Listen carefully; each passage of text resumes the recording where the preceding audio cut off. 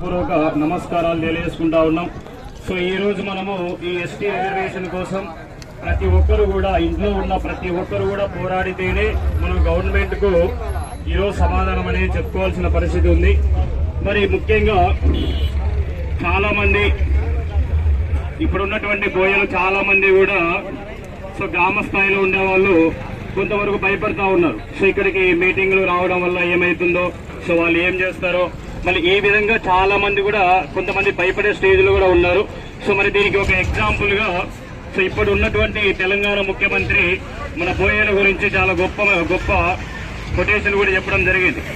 So ఒకప్పుడు ఈ British ప్రభుత్వం ఉన్నప్పుడు ఈ బ్రిటిష్ ప్రభుత్వం సో దయచేసి అందరూ కూడా వినాలని కోరుకుంటా ఉన్నా. సో ఒకప్పుడు బ్రిటిష్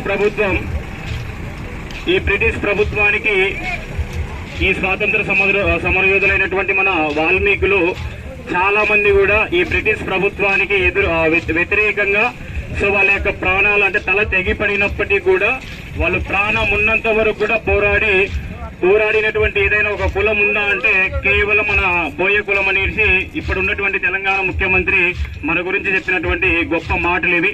సో ఈ ఎస్టీ సాధన మనం సాధించగలిగితే మనకెందరికి ఏమి లాభం అనేటువంటి విషయాలు కూడా మీరు ప్రతి ఒక్కరు కూడా ప్రతి ఇంటికి కూడా మీరు తెలియజేయాలని కోరుకుంటా ఉన్నా ఇక్కడికి వచ్చిన వాళ్ళు. సో నేను ఒక ఎగ్జాంపుల్ చెప్తాను మీకు అందరికి కూడా. సో రీసెంట్ గా మనకు ఒక ఎస్ఐ రిక్రూట్మెంట్ అనేది మన స్టేట్ గవర్నమెంట్ కూడా మనకు కనెక్ట్ చేయడం జరిగింది. సో వాటికి సంబంధించి రిజల్ట్స్ వచ్చినాయి. సో మరి ఇప్పుడు మనము ఒక బీసీఏ కేటగిరీలో ఉండి ఒక ఎస్ఐ జాబ్ రావాలి అంటే 240 మార్కులు వస్తే అవుట్ ఆఫ్ 400 కి 240 మార్కులు వస్తే మనకు ఉద్యోగం లభించింది. ఈ కట్ ఆఫ్ వచ్చేసి ఈక్వల్ టు ఓసీ వాళ్ళకి 243 ఉంది. అంటే మనము మన యొక్క బీసీఏ కేటగిరీ అనేది ఏ స్టేజ్ లో పెట్టారో ఒకసారి ఆలోచన చేయండి. మరి మనం ఎస్టీ సాధన సాధించగలిగితే ప్రతి ఒక్కరూ కూడా సో ఎస్టీ యొక్క కట్ ఆఫ్ వచ్చేసి కేవలం ఎస్ఐకి 203 మార్కులకు మాత్రమే ఉద్యోగం వచ్చింది. అంటే మనకి ఎన్ని మార్కులు తేడా ఉందో ఒకసారి అబ్జర్వ్ చేయండి. అంటే ప్రతి ఒక్క కుటుంబం ఒక ఎస్ఐఏ కాదు, సో ఆర్ఆర్బి డిపార్ట్మెంట్ కానివ్వండి, ఎస్ఎస్సి సీరియల్ డిపార్ట్మెంట్ అయినా కానివ్వండి, కానిస్టేబుల్ కానివ్వండి, సివిల్స్ కానివ్వండి, గ్రూప్ 1 కేటగిరీ ఏదైనా సరే మనం ఒక ఎస్టీ సాధిస్తే మన కులంలో ఉన్నటువంటి ప్రతి ఒక్కరూ కూడా ఆర్థికంగా ఎదుగుదల అవుతారు. సో వాళ్ళ నుంచి మనకు ప్రోత్సాహం అనేది కూడా లభిస్తుంది. సో వాళ్ళ నుంచి మనం ఈ సమాజంలో ఈ ప్రభుత్వాన్ని మనం గుర్తించి కూడా మనం ఒక స్థాయికి ఎదగలుగుతాం. సో మీరు ఈ విషయాలన్నీ కూడా ప్రతి ఒక్కరూ ఏదో ఒకరు ఇద్దరు కష్టపడితే రాదు ఎస్టీ సాధన. మీరు ఇంకా ఈ కొన్ని విషయాలు తెలుసుకోవాలా. మన ఇండియాలో మన భారతదేశంలో 28 రాష్ట్రాలు ఉన్నాయి. ఈ 28 రాష్ట్రాల్లో 18 రాష్ట్రాలు మన యొక్క వాల్మీకులు ఉన్నారు. ఈ 18 రాష్ట్రాల్లో కూడా 16 రాష్ట్రాలు ఎస్సీ ఎస్టీ కేటగిరీ కింద రిజర్వేషన్ పొంది చాలా ఆర్థికంగా వాళ్ళు ముందంజలో ఉన్నారు. మనం ఒకసారి సెంట్రల్ గవర్నమెంట్ కి వెళ్తే చాలా వరకు వేరే స్టేట్ లో చాలా వరకు మన యొక్క చుట్టుపక్కల కర్ణాటక ఉంది. కర్ణాటకలో మనకు ఉద్యోగాలు వచ్చిన వాళ్ళు చాలా మంది ఉన్నారు. మరి ఇక్కడ కేవలం 2 రాష్ట్రాలు మాత్రమే ఓన్లీ మన తెలంగాణ అండ్ మన రాయలసీమలో ఉన్నటువంటి ఒక బీసీఏ బోయ కులం వాళ్ళు మాత్రమే మనము బీసీఏలో కొనసాగుతూ ఉన్నాం. మిగిలిన చుట్టుపక్కల 16 రాష్ట్రాలందరూ కూడా ఎస్సీ ఎస్టీ కింద లబ్ధి పొందినట్టు వాళ్ళు చాలా మంది ఉన్నారు. సో ఈ విషయాలన్నీ కూడా మీరు ప్రతి ఒక్కరు కూడా అర్థం చేసుకొని ప్రతి ఇంటికి కూడా ఎవరు ఇక్కడ మనం బొట్టు పెట్టి పిలవాల్సిన అవసరం లేదు.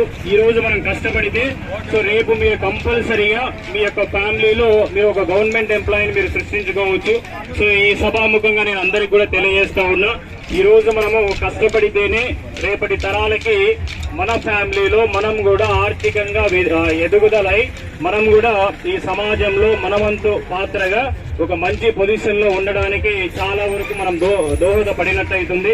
సో ఇప్పుడున్నటువంటి యూత్ కానివ్వండి, ఇక్కడికి ఇచ్చేసినటువంటి అందరి బంధువులందరికీ కూడా మనం ఏ దీక్ష పెట్టినప్పటికీ కూడా మన తరపున పోరాడేటువంటి పులిగొండన్న గారికి 100% గా మనము వారి తరపున మనం సహాయం చేస్తూ ఎలాంటి నిరసనలైనా కానివ్వండి, దీక్షలైనా కానివ్వండి వాళ్ళ యొక్క సంఘీభావం తెలపాలని కోరుకుంటా ఉన్నాం.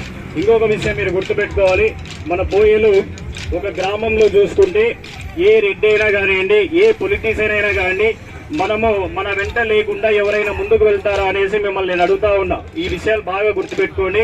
మనం ఎవ్వరికి కూడా భయపడాల్సిన పని లేదు. మన హక్కు గురించి మనం పోరాడుతూ ఉన్నాం. ఈ హక్కులో మీరందరూ కూడా భయపడకుండా పోరాడాలని కోరుకుంటా ఉన్నా. మీరు ఒక గ్రామ స్థాయిలో చూసుకుంటే మనం లేనిది ఏ రాజకీయ నాయకుడు కూడా ఏ ఊర్లో కూడా లేడు. మీరు ఈ విషయాలందరూ కూడా మీకు తెలిసి ఉంటుంది, నాకు తెలిసి కూడా. సో కాబట్టి మనం గ్రామాల్లోనే ఎలాంటి భయపడలేదు. అలాంటిది ఒక ఎస్టీ సాధన ఉన్నదాన్ని తీసేసిన దానికోసం మనం పోరాడడం కోసం మనం భయపడి 67 సంవత్సరాల నుంచి ఇంకా బయటికి రాకుండా, సో అదే భావనలో మనం మగ్గి కూడా ఈ బయటికి రాకుండా మనం ఎస్టీ సాధన గురించి పోరాడలేకపోతా ఉన్నాం.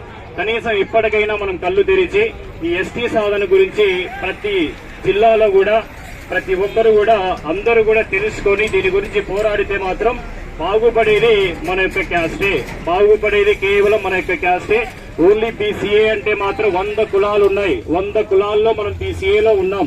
సో మనం బీసీఏని ఎస్టీలో ఎప్పుడైతే సాధన చేస్తామో మన వాళ్ళకే కాంపిటీషన్ ఉంటుంది.